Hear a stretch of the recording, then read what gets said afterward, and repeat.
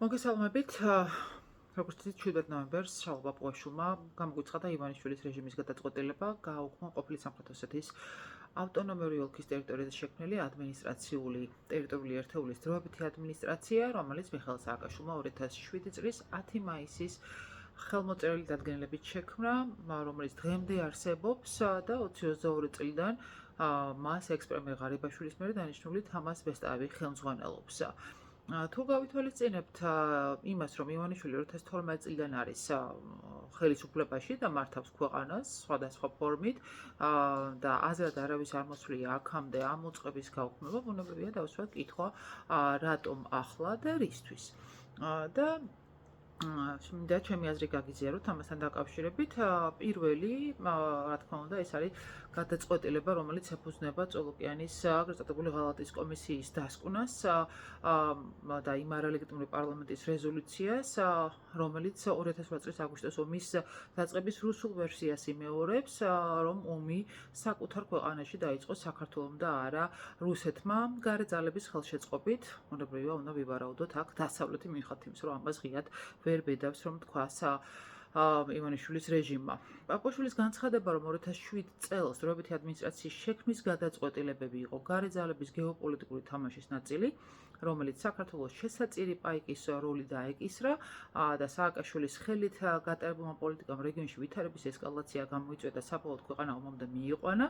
სწორედ წოლოკიანის ღალატის კომისიის რუსულ ინტერესებს გატარების ხაზია, რაც საქართველოს ტერიტორიული მთლიანობის და რუსეთის მიერ ოკუპირებული რეგიონების ეგრეთ დამოუკიდებლობის აღიარების საპრიწონედ შექმნილი წარმატებული არაღიარების პოლიტიკის წინააღმდეგ ჩადენილი აქტია. მეორე, თუ რატომ აკეთებენ ისინი ამას, ეს არის, რომ ამ გადაწყვეტილებით სრულდება რუსეთის მოთხოვნა ამ უწყების გაუქმების შესახებ და ჟენევის დისკუსიებში რჩება მხოლოდ ოკუპირებული ცხინვალის მარიონეტული რეჟიმი ამ დროებითი ადმინისტრაციის ხელმძღვანელის წარმომადგენლობის გარეშე. შეიძლება ბევრმა არ იცის, თუმცა 2008 წლის რუსული ოკუპაციის და ოკუპირებული ტერიტორიების ეგრეთ წოდებული დამოუკიდებლობის აღიარების შემდგომ, როდესაც შეიქმნა ჟენევის დისკუსიები, ქართული მხრიდან მას ესწრებოდა არა მხოლოდ საკერესო საქმეთა მინისტრის მოადგილე, ჩვენ შემთხვევაში ლაშა დარსალია, არამედ მათ შორის სწორედ ამ ადმინისტრაციის ხელმძღვანელი თამაზ ბესტაევის და თუ თქვენ თვალს გადაავლებთ ამ უწყების ჯერ კიდევ არსებულ ვებგვერდს, სწორედ იქ არის მოხსენიებული ინფორმაცია, რომ 11-12 ნოემბერს ჟენევაში გამართულ შეხვედრას 65 რაუნდს სწორედ თამაზ ბესტაევიც ესწრებოდა.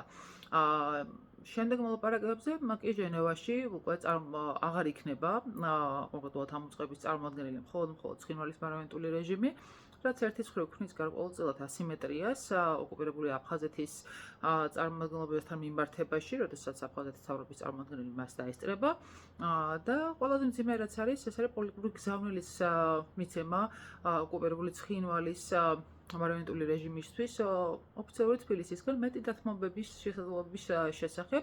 შემთხვევითი არ უნდა იყოს აღნიშნულ საკითხზე გაკეთებული გუშინდელი განცხადება ოკუპირებული ცხინვალის ყოფილი სამხრეთ ოსეთის დე-ფაქტო საგარეო საქმეთა სამინისტროს მხრიდან, რომელიც ამბობს შემდეგ, ციტირებას მოგახსენებთ. მიუხედავად თბილისიდან მომდინარე გარკვეულწილად შემრიგებული ტონისა, ჩვენ კიდევ ერთხელ აღნიშნავთ ოფიციალური დღის წესრიგში დესტრუქციული ტერმინოლოგიისა და შეფასებითი მსჯელობის გამოყენებას, რომელიც გამსახურდისა და სააკაშვილის დროინდელია რუსული ოკუპაციის შესახებ ბრალდებებს და ასე შემდეგ. მიუხედავად ამისა, ბრჭყალებში ვაგრძელებ ციტირებას, მორიგ ჯერზე მოუწოდებს საქართველოს ხელისუფლებას რეალურად აღიქვას ის პოლიტიკური სინამდვილე, რომელიც 2008 წლის აგვისტოს შემდგომ ჩამოყალიბდა. ანუ ითხოვენ ოკუპირებული ცხინვალის რეგიონის ეგრეთ წოდებული დამოუკიდებლობის აღიარებას, მით უფრო თუ დღევანდელი ერთგენეთის შეხვედრის ქრონიკას გადავავლებთ თვალყურს და ჩორჩანას საგუშაგო ჩადგმასთან დაკავშირებულ ბრალდებას, ოფიციალურ ბრალდებას გიორგი ახარიას მიმართ, რომ ისინი ითხოვენ საგუშაგოს აღებას, მე ვფიქრობ, ესაც ერთ-ერთი შეგნებული ნაბიჯია ივანიშვილის მხრიდან სწორედ აი ამ დათმობების წარმოსაჩენად. და ბოლოს ეს გადაწყვეტილება, მე ვფიქრობ, არის მოსამზადებელი ფაზა რუსეთის კიდევ ერთი მნიშვნელოვანი მოთხოვნის შესასრულებლად ჟენევის დისკუსიებში, რომ თბილისმა ხელი მოაწეროს ოკუპირებულ ცხინვალთან ეგრეთ წოდებული ძალის გამოუყენებლობის შეთანხმებას, ისე რომ რუსეთი არ იყოს მისი მონაწილე. მიუხედავად ოკუპანტის როლისა, მე შეგახსენებთ სტრასბურგის გადაწყვეტილება, სადაც ეფექტურ კონტროლს რომ რუსეთი ახორციელებს სტრასბურგის გადაწყვეტილებაში ნახსენებია და ამ მოთხოვნას რუსეთის სხვათაშორის 2008 წლიდან აყენებდა ჟენევაში, მაგრამ ეხლა კიდევ უფრო მეტი შესაძლებლობა აქვს იმ ფონზე, როდესაც ოკეანის ღალატის კომისიის დასკვნით და პაპუაშვილის რიტორიკით ომი დაიწყო საქართველომ და არა რუსეთმა და მით უფრო იმ ფონზე, როდესაც მთლიანად საქართველოზე და არა მხოლოდ მის ოკუპირებულ ორ რეგიონზე რუსეთის გავლენა არის უკვე ძალიან მკაფიო და საგრძნობი და დასავლეთისგან საქართველო არის ფაქტობრივად სრულიად ჩამოშორებული ამ იზოლაციის პროცესში. ამიტომ ესეც რუსეთის ერთ-ერთი მნიშვნელოვანი ინტერესია, რომელიც აქ არ დასრულდება და მე დარწმუნებულია, რომ ამას გაგრძელება ექნება, თუმცა მე ვფიქრობ, რომ ამ კონკრეტულად ამ გადაწყვეტილებას სწორედ ერთ-ერთი მიზანი აქვს ეს. თუ პაპუაშვილის გუშინდელ განცხადებას გავყვებით, ის სწორედ რუსეთის აგრესიის გამართლებას ცდილობდა გუშინდელი განცხადებით, როდესაც ამბობდა, რომ ჭალებში ამ გადაწყვეტილებით ხელოვნურად აღდგა 1990 წელს გაუქმებული სამხრეთ ოსეთის ავტონომიური ოლქის ადმინისტრაციული საზღვრები, რაც შემდგომში იქცა ერთ-ერთ ხელშემწყობ გარემოებად 2008 წლის რუსული სამხედრო აგრესიის და საქართველოს ისტორიული რეგიონის სამაჩაბლოს ოკუპაციისთვის. საგულისხმოა, რომ ამ საზღვრების შესახებ დეზინფორმაციის გავრცელება არ ახალია. ივანიშვილის ოცნების მხრიდან მე მახსენდება, როდესაც პარლამენტში ვიყავი ოპოზიციონერი დეპუტატი 2023 წლის ივლისში მომკომდინარეძის განცხადება, რომელიც მაშინ ქართული ოცნების უმრავლესობას წარმოადგენდა, თუმცა დღეს ახლა კიდევ უარესის უსის უფროსია და რომელიც რუსეთის ცოცხალ ოკუპაციას და ბორდერიზაციას სწორედ ამ ყალბი პროპაგანდით ამართლებდა და აცხადებდა, რომ თითქოს რუსული ბორდერიზაცია იმ საზღვრებს მიყვება, რომელიც სააკაშვილის ხელისუფლების პერიოდში ცხინვალის ადმინისტრაციის და ზემო აფხაზეთის დროს შეიქმნა. რა თქმა უნდა, ეს რომ ტყუილია ფაქტია, სწორედ მათ შორის პრეზიდენტის ბრძანებულებიდანაც გამომდინარე, სადაც საზღვრებთან დაკავშირებით არანაირი ჩანაწერი არ არსებობს. მეორე ის, რომ რუსეთის უკანონო ბორდერიზაციის ფაქტები გაცდა მათ შორის თუნდაც ყოფილი სამხრეთ ოსეთის ავტონომიური ოლქის ძველ საზღვრებს, ესეც ფაქტია და ამ გზით ხდებოდა მაშინ რუსეთის საოკუპაციო რეჟიმის მიერ ბორდერიზაციის ტკინეული ფაქტების გამარტივება და რაც თავარია საინფორმაციო სივრცეში ამ ნარატივის გამყარება, როგორც ჩანს შემდგომი ნაბიჯისთვის. ეხლა რაც შეეხება თავად სამხრეთ ოსეთის ტერმინის გამოყენებას, რომელიც კიდევ ერთი ტყუილია პაპუაშვილის გუშინდელი გამოსვლიდან.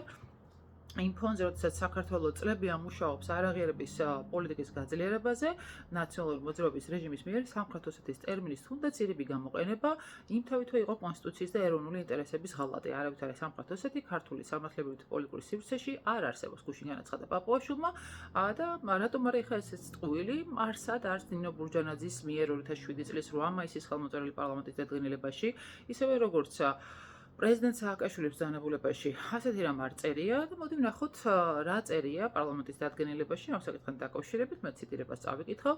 ყოფილი სამხრეთ ოსეთის ავტონომიური ოლქში კონფლიქტის მშვიდობიანი მოგვარებისთვის სათანადო პირობების შექმნის შესახებ საქართველოს 2007 წლის 13 აპრილის კანონის მეორე მუხლის შესაბამისად საქართველოს პრეზიდენტის წარდგინების საფუძველზე საქართველოს პარლამენტი ადგენს ყოფილი სამხრეთ ოსეთის ავტონომიური ოლქის ტერიტორიაზე შეიქმნას დროებითი ადმინისტრაციული ტერიტორიული ერთეული. ან ეს საუბარი ახლა არ არის ყოფილ საუბარი ერთად არ არის სამხრეთ ოსეთზე, თუმცა ყოფილი სამხრეთ ოსეთის ავტონომიური ოლქის ტერიტორიაზეა აქცენტი გაკეთებული, ამიტომ ეს კიდევ ერთი манипуляცია პაპუაშვილის და რუსეთის სასარგებლო პროპაგანდა. მოდით ახლა ვნახოთ სააკაშვილის ბრძანებულება, რომელიც ასევე მარტივად იძებნება მათ შორის ამ გასაუქმებელი ადმინისტრაციის უწყების ვებგვერდზე ჩვენს შესახებ. და ვნახოთ იქ რა წერია. საქართველოს პრეზიდენტის ბრძანებულება 2007 წლის 10 მაისი ყოფილი სამხრეთ ოსეთის ავტონომიური ოლქის ტერიტორიაზე დროებითი ადმინისტრაციული ტერიტორიული ერთეულის ადმინისტრაციის შექმნის საქმიანობის წესისა და ფარგლების შესახებ. შემდგომ მიდის უკვე კანონის მუხლის და პარლამენტის დადგენილების შესაბამისად შეიქმნა სამხრეთ ოსეთის ავტონომიური ოლქის ტერიტორიაზე დროებითი ადმინისტრაციული ტერიტორიული ერთეულის ადმინისტრაცია, ეს არის პირველი პუნქტი.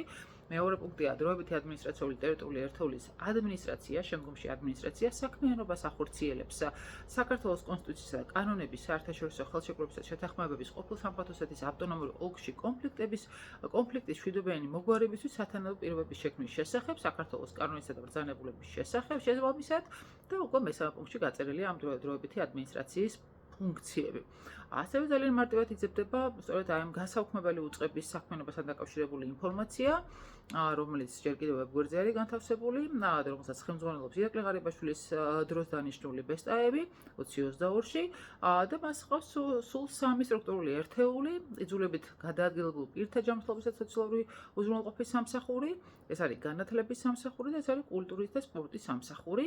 და როგორც გითხარით, მათ შორის ამ უწყების ხელმძღვანელი ასევე ესწრებოდა ჟენევის დისკუსიებს. შესაბამისად, ეს არის ის რუსული საქმე, რომელსაც ისინი აკეთებენ და ის ტერიტორიული მთლიანობის წინააღმდეგ გადადგმული ნაბიჯები, რომლის მიზანიც არის საბოლოო ჯამში გაფორმება რუსული გამარჯვების საქართველოში და როდესაც ღალატის ქრონიკაზე საუბრობს შალვა პაპულაშვილი, რა თქმა უნდა, საკუთარი ღალატის ქრონიკას გულისხმობს სავარაუდოდ, იმიტომ რომ ამაზე დიდი ღალატი, ვიდრე წახვიდეს შენი ქვეყნის ტერიტორიული მთლიანობის და სუვერენიტეტის წინააღმდეგ და მტრის ინტერესები განახორციელა, მე ვფიქრობ არ არსებობს. მადლობა.